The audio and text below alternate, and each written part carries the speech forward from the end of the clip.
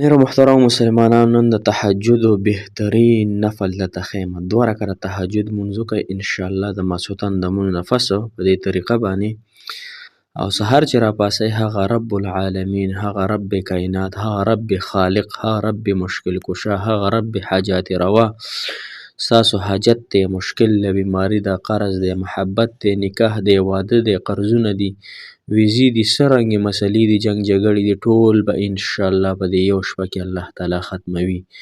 خو که په دې طریقه باندې مو په دې طریقه م دعا وغوښته، په دې طریقه باندې م 2 رکعته نفل وکړو، نو انشاءالله د هغې رب العالمین د ذات نه پوره امیدوار یمه. محترمو تاسو ته هم امیدوار ځان ساتئ چې د یوه شپه کې به الله جل شانه ستاسو هغه حاجت پوره کړي، کوم حاجت چې په ډېرو وظایفو باندې، په ډېرو نوافلو باندې او دغه رنګې په ډېرو تلاوتونو باندې نه پوره کېږي، هغه به انشاءالله په دې یو شپه کې په دې 2 رکعتو نفلو باندې الله تعالی سر ته رسوي، کاملې درجې ته به یې رسوي انشاءالله. تاسو په دې طریقه باندې دا عمل وکړئ. السلام علیکم ورحمة الله وبرکاته. ډېر معزز او محترم او قابل قدر مسلمانان درونو خویندو، هغه مسافر کم چې بهر وطنونو کې دي، الله تعالی دغې مسافرو له ډېرې خوشحالۍ، کامیابۍ، کامرانۍ ورکړي. د دواړو جهانونو په خوشحالو م الله خوشحاله کړه، د دواړو جهانونو د نقصاناتو نه، د پریشانونو او غمونو نه م الله تعالی وساته. محترم مسلمانانو، بیګا ما یو خوب لیده، هغه خوب درته ویم خو معنی به یې تاسو نه وباسئ. زه یې معنی هم ما پخپله ایستلې ده او تاسو ته د عبرت په دغه باندې ذکر کوم چې الحمدلله څومره بهترین خوب الله تعالی ما باندې ولیده. کله چې انسان نیک شي که نه، نو هغه له الله تعالی ښکلي ښکلي خوبونه هم یعنې ورکوي، د هغه مشکلات اشاره الله تعالی د خوبونو په ذریعه باندې کوي ښه. نو کله چې انسان په نیکو اعمالو باندې ځان مشرف کړي که نه، د الله تعالی په اطاعت باندې ځان منور کړي، د جناب محمد رسول الله صلی الله علیه وسلم په طریقو باندې ځان پاکیزه کړي، نو محترمو هغه ته بیا الله تعالی په خوب کې ښیي چې دا طریقه به در سره کوم او دا حاجت به دې پوره کېږي او مشکلات به دې ختمیږي. نو ما هم بیګا یو خوب ولیده، بیګا اوده شومه او دعا مې وویل اللهم بسمک اموت و احیا، الله ستا په نوم ژوندی کېږم او ستا په نوم به مړ کېږم. نو دغه دعا مې وویله، بیا مې سورت فاتحه شروع کړه، سورت اخلاص، او زما الحمدلله روټیني هر ماسخوتن چې زه مونځ وکړم تبارک الذي ویم بیا اوده شمه، خو د کېدو نه مخکې زه درود شریف ویم، سورت اخلاص ویم، سورت فاتحه ویم، او بیا دغه زړه کې اراده وکړم الله ته اوده کېدو پورې چې زه څومره سبق وسویم، الله دا ټولو مردګانو ته یعنې ټولو هغه مسلمانان چې وفات شوي دي الله ټولو ته هغوی ته زه وربخم، الله دا ثوابونه هغوی ته وررسولی کړي. نو دا یو بهترین عمل دی. او ما چې خوب ولید محترم مسلمانانو، حقیقت حال درته بیانومه، دروغ چې څوک وایي ایمان یې نه او دروغ ګناه کبیره، نو زه به تاسو ته ولې دروغ وایم؟ صحیح شو، ما د دروغو کې به څه فایده راشي؟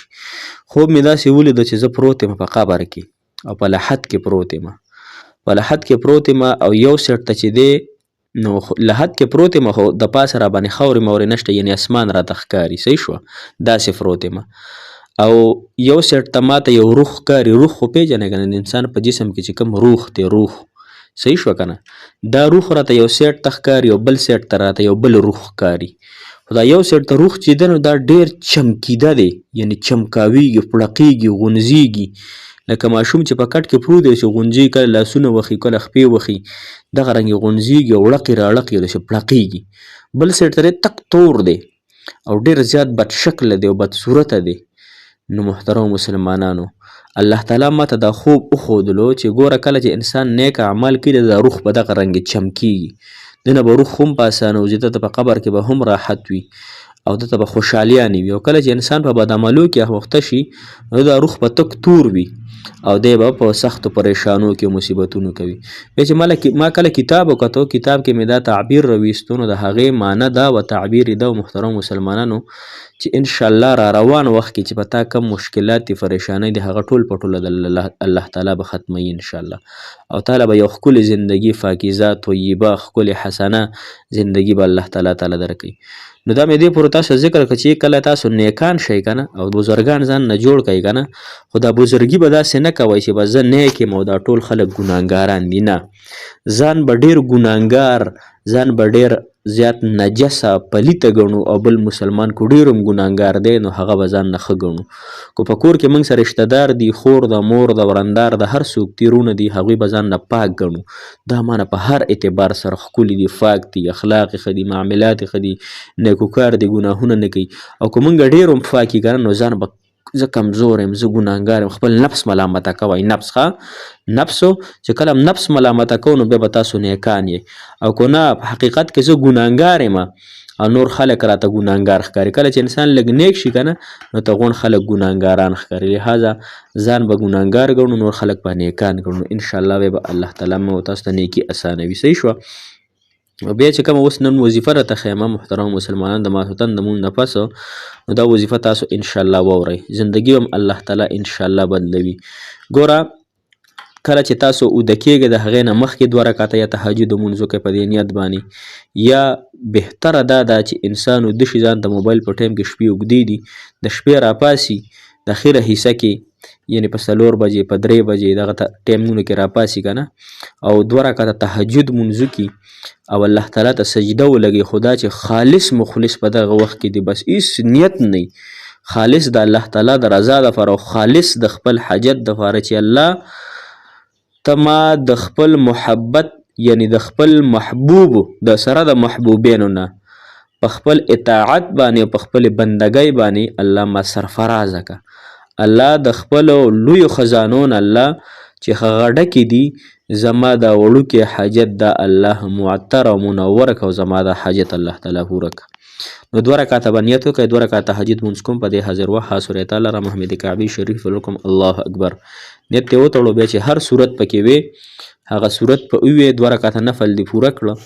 بیا به ډېر په اخلاص سره درود شریف ووی، د الله تعالی حمد او ثنا بیان کړي، خپل ځان به عاجز او ګناهګار کمزوری او حساب کې او الله تعالی ته وی الله ته پاک، الله ته غني، الله ته مشکل کوشی، الله ته حاجت روی، الله زما په دې یوه شپه کې دا حاجت پوره کړه. قسم په الله تعالی پوره کوي حاجت. ها په دې یو شپه کې دی الله تعالی پوره کوي.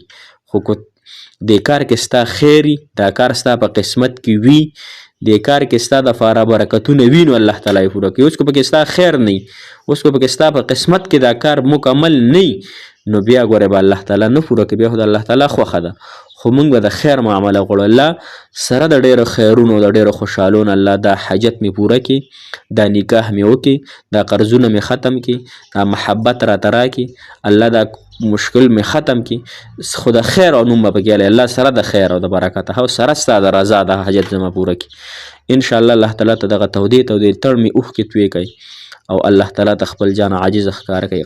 یقینا چې دغه وخت کې الله تعالی ډېر محبت کوي، د الله تعالی سره یاري ولګوئ، د الله تعالی سره محبت وکئ، نور محبتونه پرېږدوئ، د انسان بس یو محبت پیسئ، الله تعالی سره محبت وکئ چې د مینې په خوند باندې پوه شئ. الله تعالی سره محبت وکئ چې د الله تعالی په حاجتونو باندې ماړه کړي، الله تعالی په محبتونو باندې ماړه کړي، الله تعالی د دنیا په خوشحالو باندې ماړه کړي. موږ د الله تعالی په نافرمانو کې لګیا نو موږ به چېرته به خوشحالي زموږ روح ته چېرته به خوشحالي میلوي. الله تعالی مو خوشحاله او آباد ساته. الله تعالی